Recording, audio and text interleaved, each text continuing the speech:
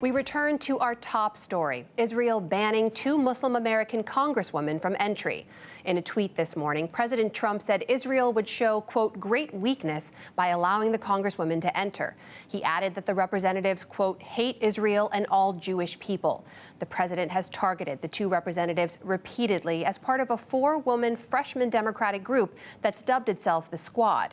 Representatives Tlaib and Omar have faced criticism in the past for their statements on Israel, which some critics have called anti-Semitic, and their support for the boycott, divestment, and sanctions, or BDS movement, designed to pressure Israel to leave the Palestinian lands and recognize their rights by targeting Israeli companies, as well as international companies, universities, and other groups that invest in Israel.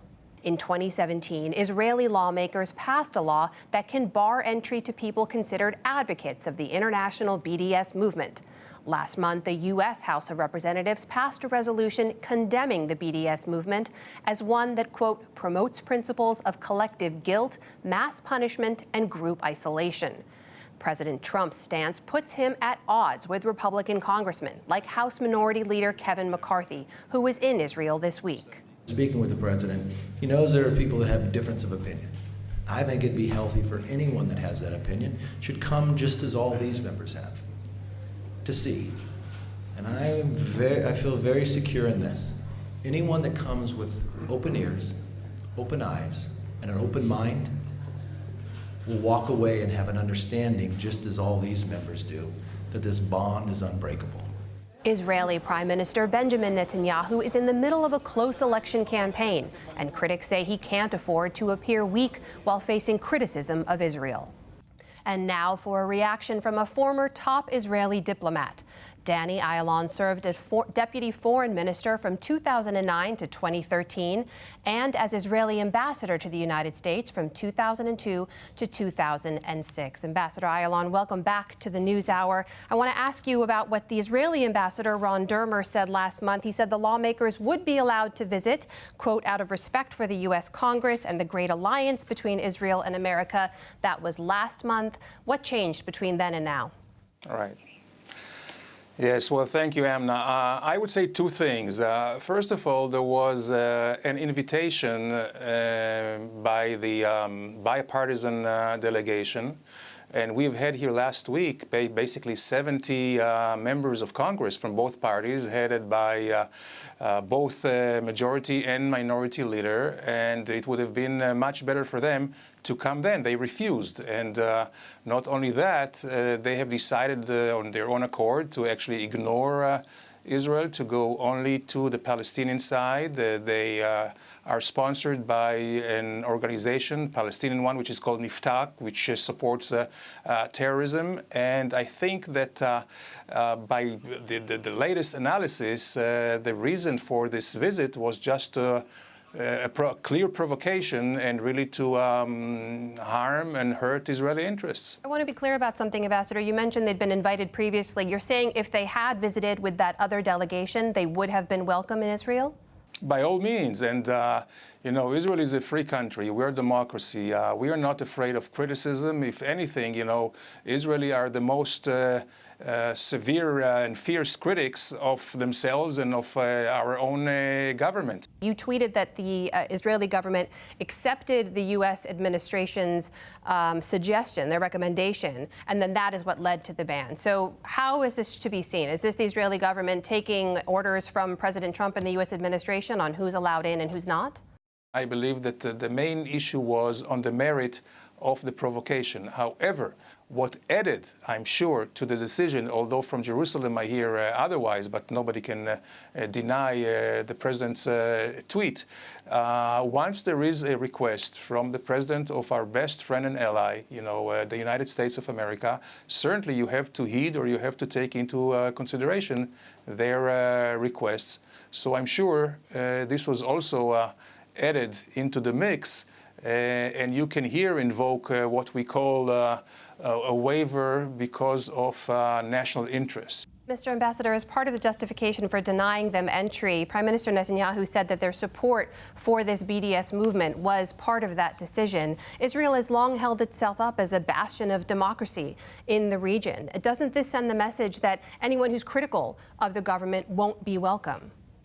Well, Amna, there is a difference between a criticism and undermining the very legitimacy and existence of a state. And democracies also have the right, I would say, the obligation to defend themselves.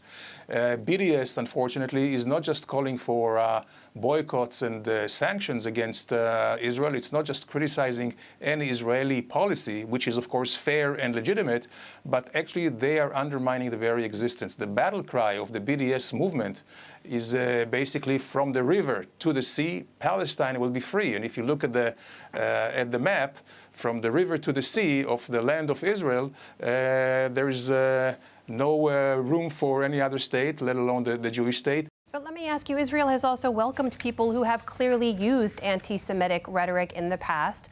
I'm talking about Hungary's leader, Viktor Orban, also an Italian leader, Matteo Salvini. Both of them have been vociferous anti-Semites in some of their political language. They were welcomed to Israel. So what's the difference? They respect the country. They promote cooperation with our country. And if they did have anti-Semitic any references, of course, we would not condone it, and we would call them out. Former Ambassador Danny Ayalon joining us tonight. Thank you very much for your time. My pleasure. For a lawmaker's perspective now, we turn to Representative Brad Sherman, a senior member of the House Foreign Affairs Committee and a Democrat from California. Congressman Sherman, welcome back to the NewsHour. I want to ask you to respond to what you just heard from Ambassador Ayalon there. He says, look, both Congresswomen Tlaib and Omar would have been welcomed had they traveled with that bipartisan delegation. He saw this visit set up as a provocation. What do you say to that? Well, he's trying to put perhaps a better face on it, an Israeli pride face on it. The Israeli government were going to let my two colleagues in until they were pressured by Trump. Now, it's tough for any country to say they're bending to that kind of pressure. But when you're a tiny country with one friend in the world and you get that kind of pressure from the president, and especially foreign countries tend to look at our executive as the main source of our power. They don't fully understand the role of Congress under our Constitution. When you're under that kind of coercive power, you respond to it. The fault here is Donald Trump, because while he claims to be a friend of Israel, he is trying to delegitimize Israel, or at least hurt Israel, with about half the population of the United States, including those who support the role of Congress, its oversight and fact-gathering responsibilities. So Trump claims to be a friend of Israel. I call him a pseudo-Zionist. Well, let me ask you about this. There is a law on the books in Israel from 2017. It allows them to ban entry to anyone who is seen as a supporter of this BDS movement. They have barred from entry other people before. Is it different somehow now because it's two members of Congress? Israel has welcomed Muslim leaders, Muslim officials from all over the world, including those who are nominally in support of the Arab boycott of Israel. Israel rolled out the red carpet for President Sadat when he came to Jerusalem at a time when his country was at war with Israel, technically and certainly supported the boycott of Israel. The Israelis had made their decision, the right decision, which was to let my two colleagues in. And they were forced out of that in a way that is harmful to Israel by the coercive pressure of the president. But let's also put in context, and I think Danny did this well, this is not your regular boycott movement. I mean, I've got a friend or two who won't buy a Toyota because they want Japan to stop harvesting whales or stop killing whales. They're not trying to force every Japanese citizen out of Asia and to be killed or somehow drift into the Pacific. But the international leaders of the BDS movement are trying not to try to get Israel to change this or that policy, but to try to remove every Jew from the Middle East. Just as Hitler wanted a Jewish-free Europe, this BDS group wants a Jewish-free Middle East. Well, let me ask you about that, sir. Do you believe your colleagues have the right to support that BDS movement? I think that my colleagues support changes in the policy of Israel. I have no reason to think that they support the idea of excluding every Jew and every Israeli from the Middle East. Sir, before I let you go, I know there are supporters. I do know your time is limited, and I want to make sure I ask this of you. Do you worry that today's decision to ban both those members of Congress from entry will have an impact on U.S.-Israeli relations? Israel has one friend in the world. It cannot afford to have only one half of one friend in the world.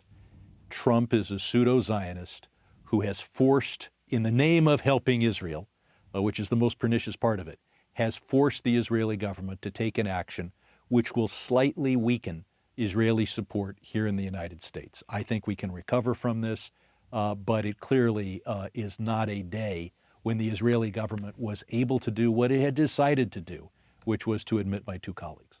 Democratic Congressman Brad Sherman of California, thank you very much for your time.